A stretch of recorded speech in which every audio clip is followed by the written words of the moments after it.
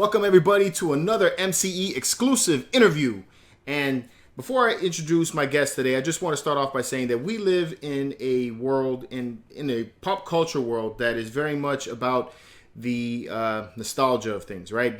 We get pushed things that have already been done before. You know, we see multiple Spider-Man movies, multiple superhero movies, regurgitations of stories that we've already seen, and collectibles get hit the most. We see the exact same thing over and over again, constantly pushed at us. We get a Spider-Man statue out when there's still one available in the market. So seeing something new, I feel, is special, and it's something that is worthwhile checking out. And that's what brings in the person that we have here with us today. We have PA from the House of Gog, and that's exactly what they're doing. They're trying to bring us something new, unique to this world. So how you doing, PA? All right, George. Well, first of all, thank you for having me on your show. I'm honored. It's my first interview, so hopefully I do you justice.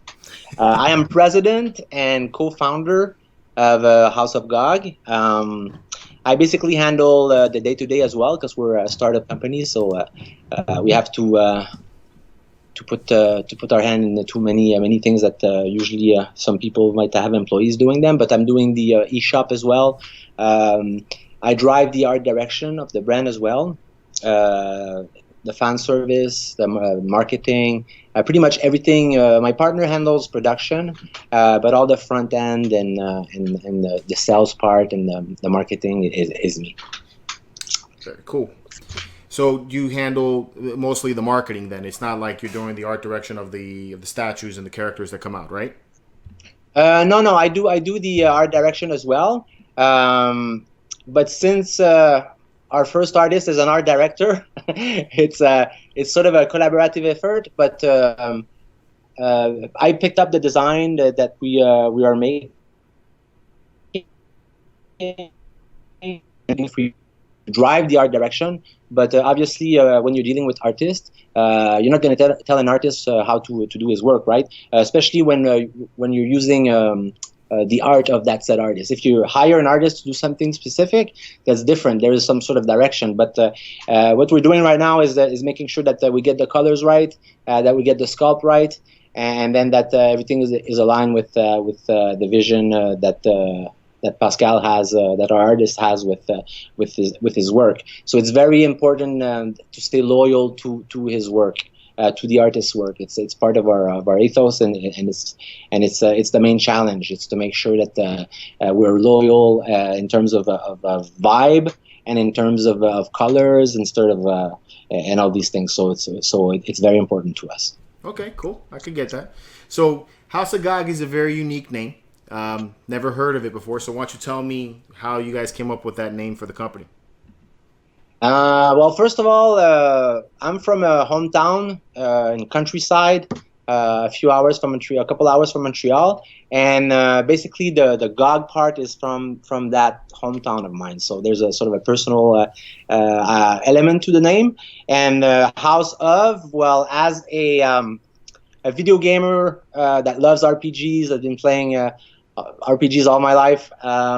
I was always into clans and families, and I think House of was a tribute to that, but also important in what we were doing, because it appeals to a sense of community, to family. As a toy collector and a statue collector myself, and it's a community. So I think the House of element is very interesting, because it refers to that. We want people to feel at home when they're with us. So basically, it's their house too. Just like our website says, if you visit our website, it says "Welcome to your house." Well, that's the idea behind it. We want this to be your house. Nice. Welcome to my house. Yeah. No, I dig that. Plus, when I heard it, I got this whole Game of Thrones feel about it. So it has that fantasy aspect to it, which lends itself with you guys, because both of you, I think you were telling me before we even got started, you guys are both coming from the video game industry. So what made you guys make that jump? One day I'm testing video games and creating video games, and then all of a sudden I'm like, I want to make collectibles. How does one go from there to there? It's actually pretty interesting. We're both, like you said, we're both from the video game industry. My partner Hugues is actually his main company, which he founded in 1998, is the leading video games collector and collectibles maker in the world. So it's a very important part of his business, and he makes high-end collectibles for a lot of large companies. Video game companies, that is, as well as other companies, but we're talking about video games here. And I worked in a video game company, one of the largest ones in the world, that's located in Montreal. Montreal has a lot of video game companies established here. And funny enough, I was making toys and collectibles in a video game company. I was in the unit in charge of designing, creating, and producing the collectibles for that company. So basically, I was in charge of operations. So basically, all the import, shipping, art box, anything that has to do with logistics and operations. So I was pretty much in a central position to touch about pretty much everything, because operations is linked to everything in a business model. So I was doing that for a few years, and then a couple of years ago, I decided to leave that company, which brought me so much. I'm very grateful for this company. I think it's an amazing company, and I decided to start my own collectibles company, mainly because I've always wanted to start my own business, and I had so much knowledge about about how that business model worked. I'm like, why not try to do it myself? So I left with that idea, and then decided to start, like I said, my own statue company. And what I did basically is get in touch with the contacts that I had in the industry, and find myself, a toy maker, who, funny enough, became a partner. But that's another story. But yeah, so I left the company and started to ask myself, what kind of toys should I be doing? Because nobody knows me, right? I'm like a new kid on the block. If I go see big video games company to do something similar, I'm not sure they're gonna go for it, right? So I was really questioning myself as to what would be interesting, what could I do, and just like any entrepreneur, like that long questioning time, pondering on life and all these things. So at one point, I just decided to I pulled up my sleeve, and I'm like, okay. So I looked at the market, and the market was obviously saturated, or at least dominated by the same brands and universes, which, don't get me wrong, I'm a big fan of. I'm a fan of Star Wars, Marvel, DC, since I'm a child, basically. But like you see in the back here, I collect mostly from independent companies, some Japanese stuff, some all kinds of stuff that doesn't necessarily have it's from a specific universe, but that's more driven by interesting characters or art. And I'm like, well, the statue world could use something like that. It could use this fresh sort of outlook on characters and on statues.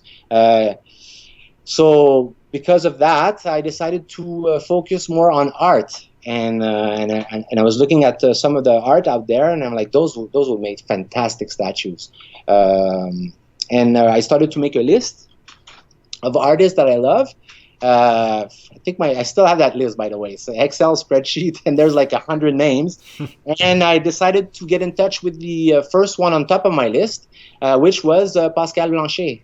So at the beginning, I was a bit apprehensive. I didn't know how to get in touch with people like that. So I just looked him up and sent him an email, just like that. And then sent the email. Then my girlfriend, my dog, and myself took the car and went to my parents' cottage in my hometown, like I was telling you earlier. And I hadn't even gotten halfway there that I got a message on my phone, and Pascal had replied to me already. So I was excited. I couldn't believe it. So we set up a lunch the next Tuesday, basically. And close to, he was working at that same company, because you have to know that Pascal was working at the same company I was working, but we didn't know each other. I I was best friend with one of his coworkers, the desk next to him. So every lunch I would go to see my buddy, and I would see Pascal and the work he was working on, which I can't mention because it's an unannounced game, but fantastic work. And I was looking at his art. I was like, wow, it's amazing. That's pretty much how I got introduced to his art without him knowing it, basically, because I was just like some guy coming to pick up his friend next to his coworkers for lunch. So basically, I went to pick him up for lunch on the next Tuesday at that company, which is located in Montreal. And then the restaurant was like 200 meters from us. And by the time we got to the door of the restaurant, I had convinced them to come on board with me for this project. So I think we connected pretty much day one together. Had lunch, discussed our things, realized we had so many things in common. Our influences, I'm a big Mobius fan, Fred Zeta fan, a Richard Coburn fan, Jack Kirby. I mean, all those influences are very, very important to me as an art lover, and that's probably why I was attracted or I found his art so fascinating, because there's a lot of those masters in his art. So basically we had lunch and we decided to do this thing together. And one thing led to another. I got in touch also with one of the contacts that we had at that company I was working at. I contacted a few people, but the best guy that I knew, I called him up and pitched him my idea, basically, of using the universe of famous artists instead of going to get a license, and then to do a collaborative project with artists making premium statues. And not only was he interested, by the time we were done talking, he was asking me if I wanted to have a partner, a business. Mm-hmm.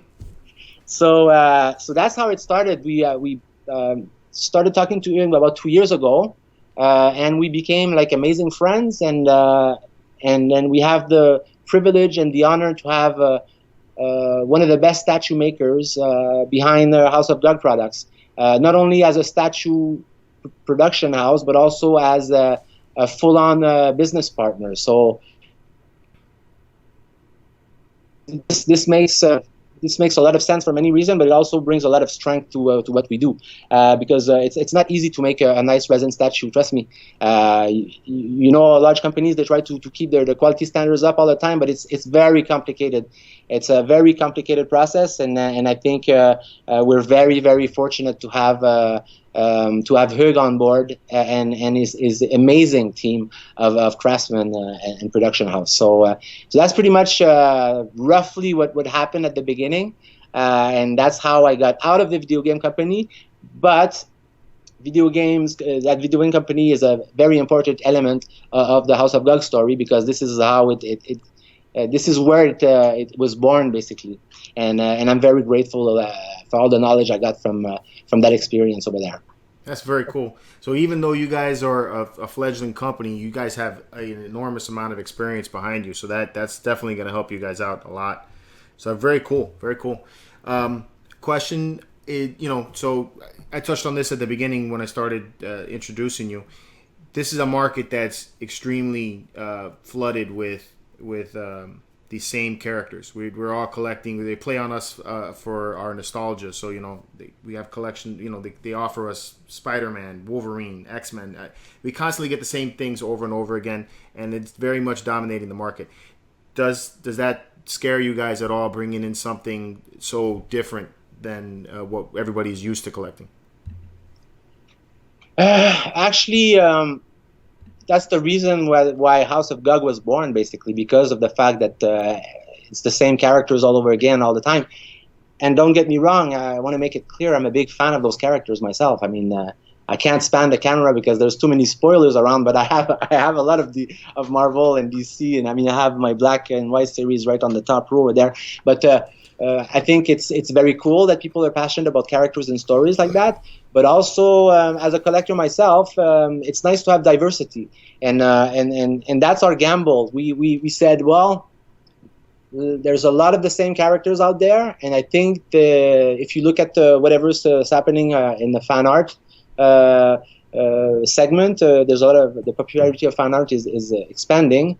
I'm not gonna touch that subject because it's not really. It's not a topic which I want to cover that much, but it definitely shows that there is an interest for something different. And I think that's what we're bringing to the game is something fresh, different, and of course you're a little scared when you start a business. You don't know if it's going to work. You don't. I mean, it's the essence of being an entrepreneur is to take risks, right? And we're going to be able to cover it later, but Moonstone is almost ready to ship. So that's, if you want to talk about risk, there's risk there. But we believe in our brand. We believe in what we're doing, and I think people will slowly start to understand what we're doing. And let's not forget that our main target is not necessarily the hardcore DC fan or Marvel fan. Although, like I said, I'm one of them pretty much. It's the people who like art, who likes to have diversity in their collection, and who connect with the stuff we do. And I've seen it with because we launched our pre-orders on Friday, and it's doing pretty good. So there is I think there is a market for it, and I'm really looking at the people, the first people coming in, and it's very interesting to see. You should always pay very good attention to the first of your followers and fans, and the collectors who are interested by your stuff. And a lot of them are seasoned, experienced collectors, and I think that caught on to what we're trying to do. And hopefully we can communicate well enough, maybe with a thick accent, but of what we're trying to do here. It's an art-driven brand for sure. With a narrative element, of course, but it's about art and artists first and foremost, and offering something different and a different flavor and vibe to the collectors community. But like I said, I love science fiction, fantasy, all this stuff, and that is obvious in the choice we make in terms of artists. Pascal is a Star Wars fan as well, and if you look at his, I mean, Pascal designed Aquaman, not Aquaman, but Black Manta in Aquaman recently.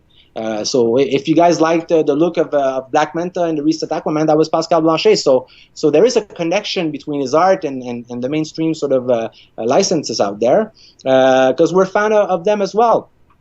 And then even Moonstone and all her characters in Pascal's universe is very science fiction, cyberpunk driven. So there is definitely a connection between those worlds. And let's not forget something either, George. Pascal's influence is Fred Zeta, Richard Corbin, Jack Kirby, Moebius, Philippe Drouillet, all these guys. And I could bet some good money that if you talk to any DC or Marvel illustrators or artists, they would pretty much have the very similar influence as well. So there is a connection between the two worlds, but we're not focused on necessarily the hardcore Marvel or DC fan, although I love them dearly. We're focused on people who love art and connect with what we're trying to do, and then from there we're going to build something with this kind of crowd, you know. Right. Yeah, and I definitely agree with you. A lot of us, we collect, pieces because, like I said, nostalgia. I remember when I first saw Wolverine, and because of that, I have a Wolverine statue. But it's the idea of remembering when you first saw something that makes us collect something. How about that feeling of getting that again, of the first time that Star Wars was ever released? I mean, I got to imagine that when Ralph McQuarrie or when even George Lucas came up with the idea of a guy holding a lightsaber, the first person that heard it was like, what the hell are you talking about? Yeah. So it's awesome to see new stuff like this, even when it's inspired by some of the old things. Because like when I first saw Moonstone, for example, the first thing that came to my head, and I said that when in the collecting news is Frazetta. It reminded me of 70s, late 70s, 80s science fiction, and I think that's fantastic. So in regards to Pascal, was that a character that you commissioned him to create, or was that something that came, was in a sketchbook and you said, yep, that's the one I want to do? That's a good question.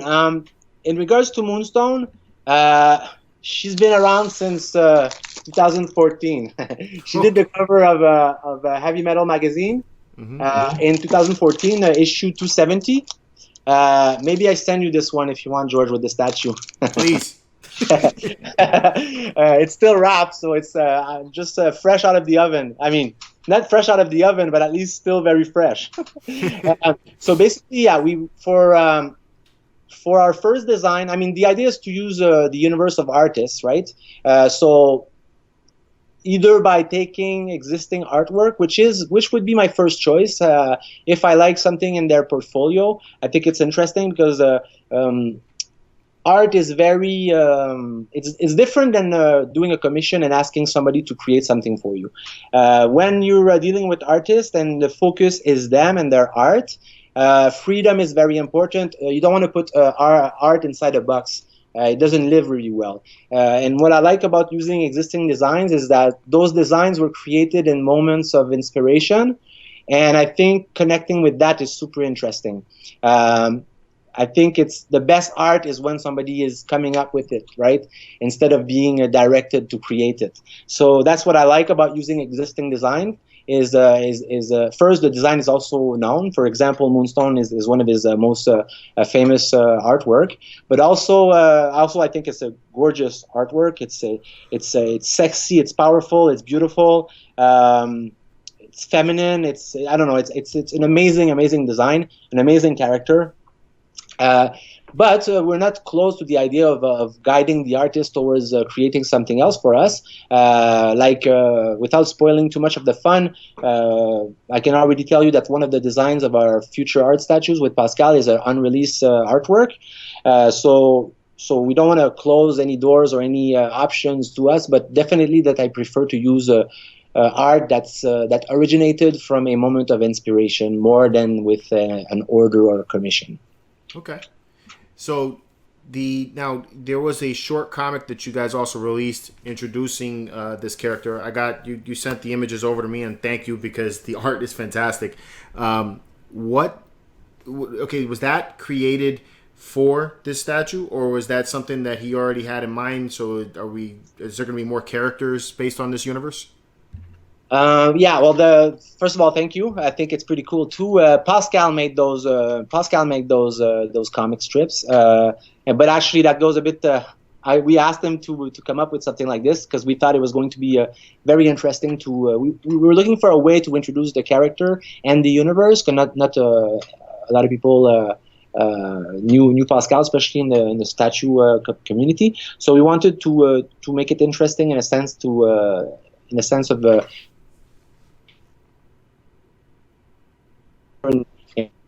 We decided to do 7 panels, and then we're dropping 2 panels per week for 4 weeks, something like that. And the last panel was the reveal of the character.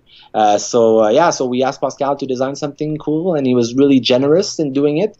We're going back and forth because the story, we don't have 50 years of comics behind us, but obviously when we use artists like that, we prefer to use artists who have established universes and style, obviously, and art style. But usually those people, they're taking those images from somewhere in their minds.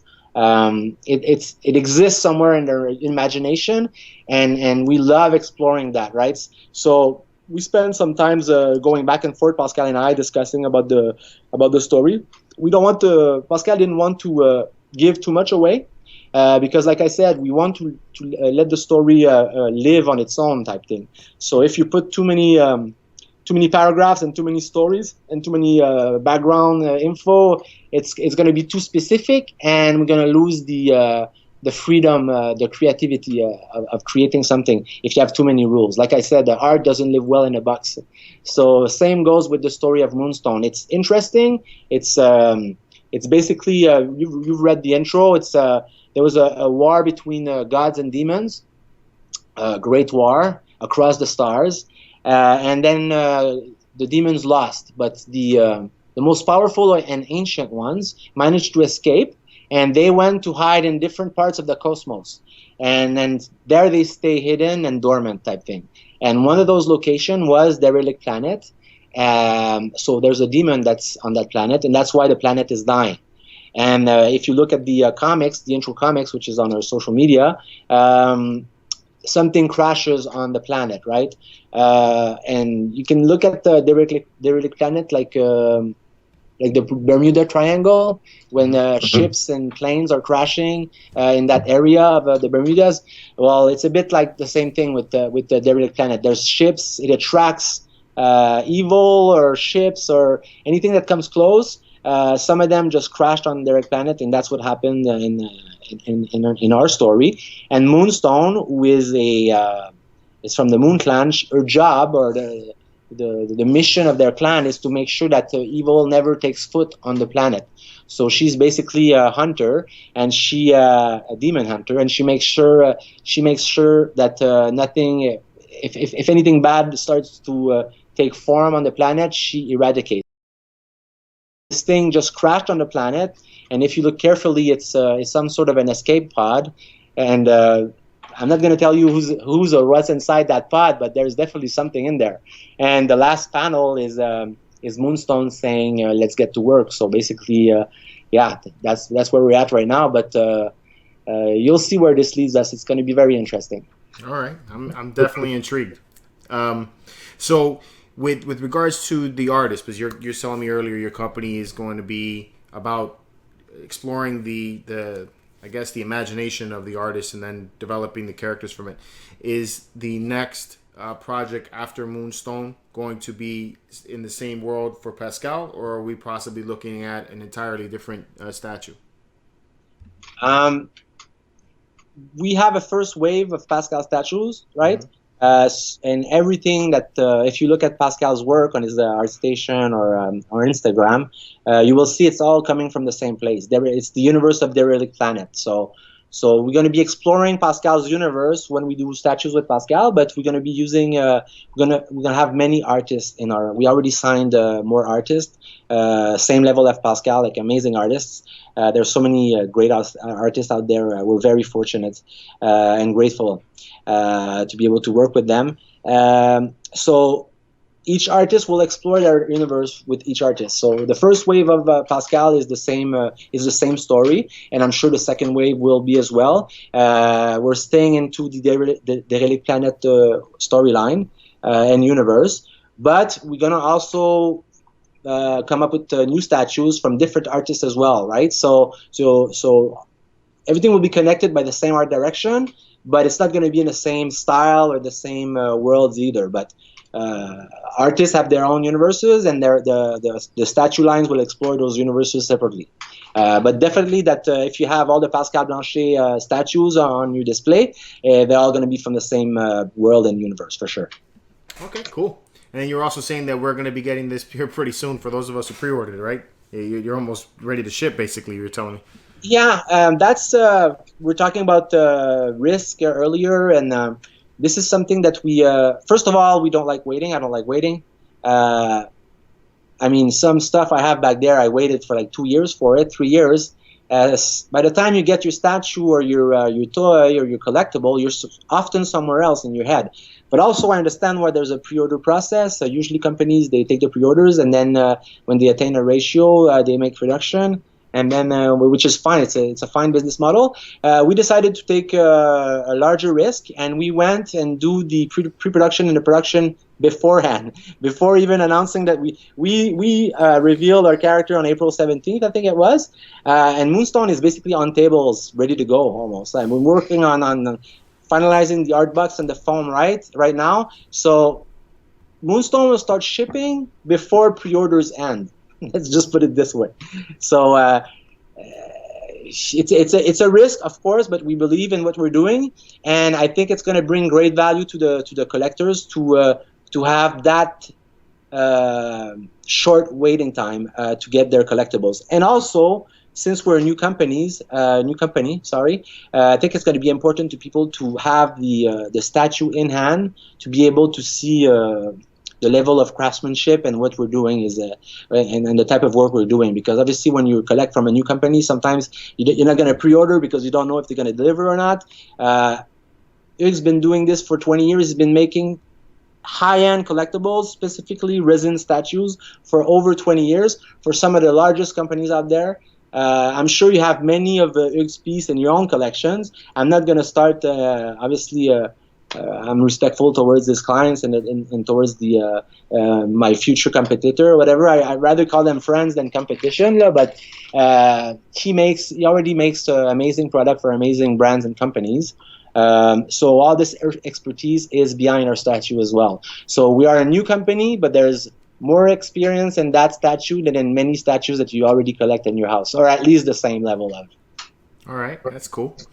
All right, so without further ado, I know you have the prototype of Moonstone on your table right there, so I want to go ahead and show that for you. And for those of you guys who are going to be watching this, keep in mind that we're doing this through a stream, so the image quality is going to be as good as possible. But this is mostly to see the scale. Yeah, exactly. For the scale, I mean, you can look at our website or Instagram and to see nice pictures of it. I'm sure it's going to be decent, but obviously the best render would be to look on our website and to look. But I think it's important to show it for the scale, right? Mm-hmm. And I'm going to try to not to struggle too much because it's a bit. I think that's a nice little corner here. Let's try this, George. You ready? Yep. It's mostly so you can see the scale of our beauty. There she is. Okay, I think that's not too bad. And we have the moon here. Obviously, I think the colors might be off a little bit because the moon is a really popping. But I mean, at least for the scale, you'll be able to see what we're. That's a decent size. Yeah, it's pretty. I mean, scale was a very important. It's a very complicated piece, as you can see. That's there's more molds in the helmet, in the alternate helmet, and in some entire pieces out there. I can tell you that much. But yeah. So the scale is, we wanted to have something that collectors that are into large-scale statues would feel, oh, I can collect that, but that also is small enough, when I say small, of a scale that doesn't take up all your real estate on your shelves as well. So I think we came up with a really interesting scale. It's a little more, it's almost 19 inches tall with the moon, and it has a really big presence. It's like a large, small statue. I don't like to use the word small because when you see it, it's definitely not small. But it's we didn't classify them by scale, but I would say it's between a 1/4 and 1/5 scale, perhaps. But yeah, so this is pretty much. And the moon, like I said, the moon is on a separate base, so you can display it or not. And we even had we made a pillar as well. That way, you're gonna be able to put the helmet and the weapon on it. And it's going to make a little bust on its own. It's pretty cool too. So since the helmet is very interesting, and we thought it would be shameful to have it to put it in a drawer. So we made a little pillar for it. So that's it. I dig that. So is the entire statue resin, or is it mixed media? I couldn't hear that last part, George. No, it's not mixed media. Sorry? No, I'm sorry. So what I was asking is the entire statue resin or is it mixed media? It's all resin. What we did is we did the damage breakage test, and any part that was most likely to break, because we know that unfortunately resin is from the garage kits era. It's a hobby product. It's not. It was never meant to be mass produced, but now it's mass produced. Although it's very limited, it's still on a production line and stuff like that. So basically, we have different parts of the statue that are in soft resin. This one is the prototype, so it's all tough resin, but some of the tubing, the straps, the antlers are softer resin to minimize the risk of breakage. Of course, breakage will always happen. It's unfortunately part of collecting polystone resin, but at least we think we took the best. We took the best choices. We made the best choices. I'm sorry, in regards to our statue to reduce breakage as much as possible. So there's no mixed media, but there is softer resin parts on the statue.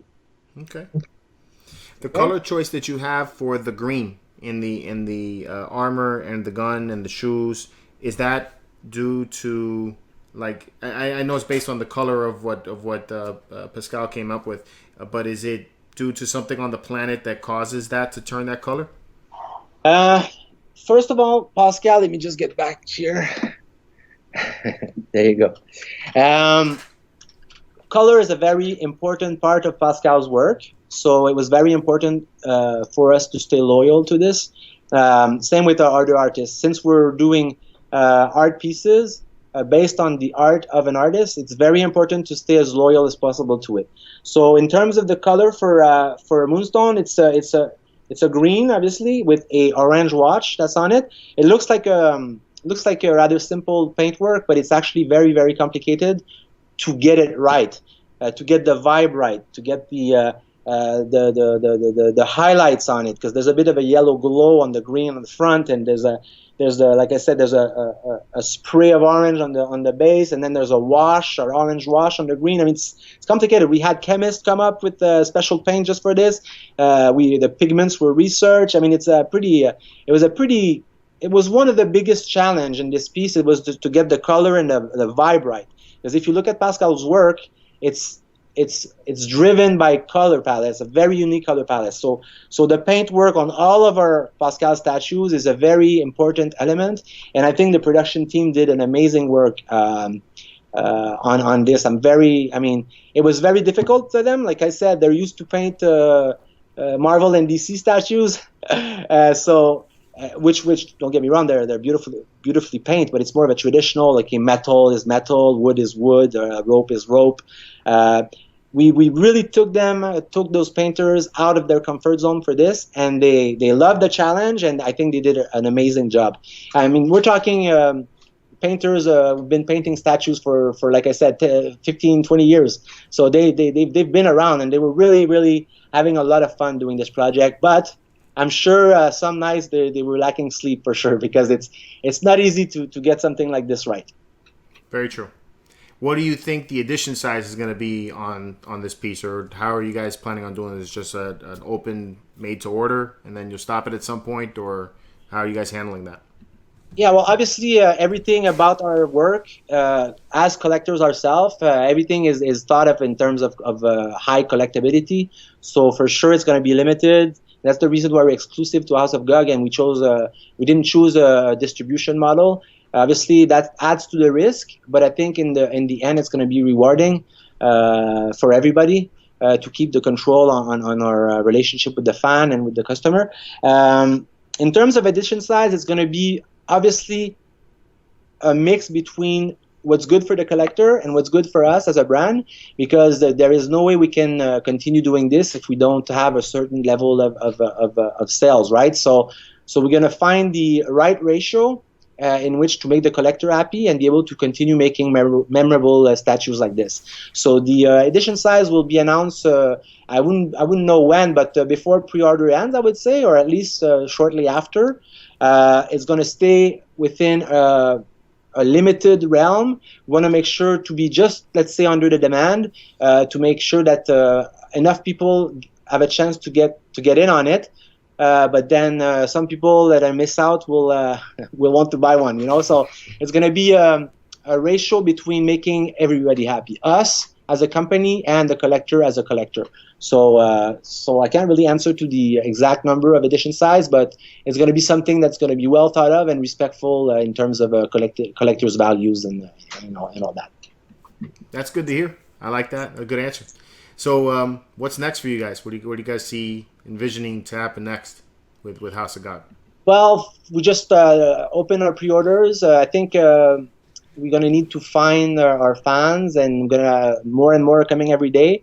We have so many amazing messages and support from everybody. I mean, just the launch was amazing. We had Guillermo del Toro retweet our statue. We had the Shifted Brothers. I mean, everybody's really excited about what we're doing. It's humbling up to a certain point, quite humbling, to be honest. But at the same time, we always believed in what we're doing. So what's next? Creating one of the most kick-ass statue brand in the world. That's my ambition. But always trying to be humble. Obviously, it's going to be baby step. It's not a race. It's a marathon. That's for sure. It's not a sprint. We're going to take the time we need to do things right, with always the collector in mind, and then just promote art and artists. Because let's not forget, House of Gog is about art first and foremost. And hopefully we can influence or interest collectors, statue collectors, because art lovers are more easy to convince, but the traditional statue collector that's more into established brands and universes will probably need to talk with us a little more to understand what we're trying to do. But like I said, we're really we're a house of Gog, so you guys are welcome to our house. It's your house too, because I'm a collector. I'm a fan of Marvel and DC. But I'm also a really an art lover first and foremost. I mean, a lot of those pieces I love because of their art, anyways, right? So that's it. Awesome, man. I'm definitely excited to see what you guys come up with next. Well, PA, thank you for joining me for this interview. I appreciate you coming on the show and sharing with us your passion, and this project that you guys are going on. Moonstone is fantastic. Thank you very much, George. I'm honored that you had us on our show. I hope the accent wasn't too hard to understand. No, man, your English is great. Thank you. Yeah, my dad sent me to English school. I think that was a good move from him. He says, well, he asked me first, but I said, yeah, sure, let's do it. So I'm very grateful because it allows you to be able to communicate with the rest of the planet, and it's very cool. So thank you for having me on your show. You guys are welcome to follow us on Instagram and come and check out our shop. Pre-orders are open for a little while, so like I said, I don't think I mentioned it, but the first 50 pre-orders are getting Pascal is so generous, a hand sketch by Pascal signed. Like, he's gonna make each one. I mean, I have to buy him wine, but we're working on that now, actually, to make sure we have the 50 done as soon as possible. And then that's it. We just are honored to have been on your show. We're big fans, and we're going to continue supporting each other, hopefully, in the years to come, and maybe continue building this friendship, George. Absolutely, man. Absolutely. And guys, definitely hop on this statue. It's badass, and a hand sketch is sick. Signed too, awesome. So you guys can pre-order Moonstone right now at houseofgog.com. It's pretty easy to remember. If you guys can't remember, I will have it in the description below for you guys to click into it and head over there and pick up your own Moonstone. So thank you guys again for joining us. You can catch us on the next episode. Please leave us a thumbs up on the like button. Subscribe to see more videos just like this. And until next time, keep it marvelous.